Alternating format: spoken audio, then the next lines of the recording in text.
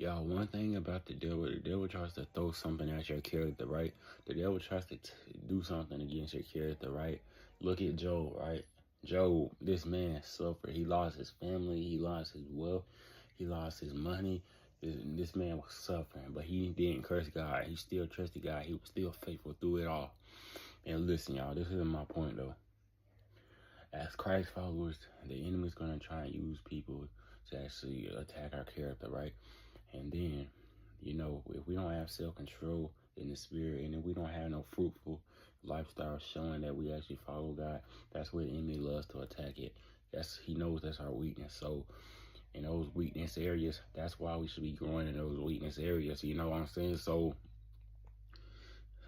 people keep attacking Philip Anthony Mitchell because he's calling out truth. He's not preaching it being mean. He's preaching calling out sin because he values your soul so much.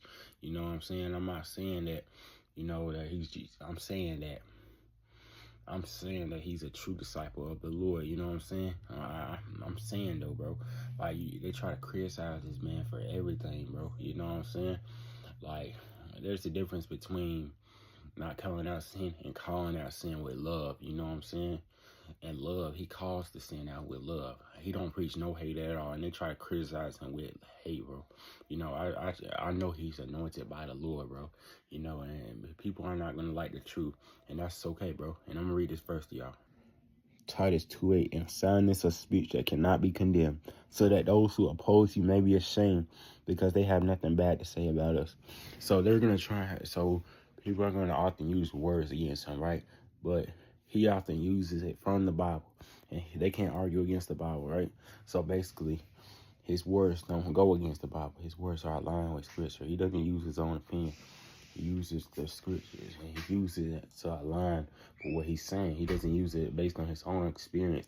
He uses it based on the Scriptures alone. You know what I'm saying? He backs it up. It's biblical truth, bro. And you can't argue with that, man. So that's where they're going to try and attack it. That's the weak spot that they know. If you don't have self-control, if you don't show a fruitful lifestyle, then that's how they can attack you, right? So, yeah, y'all.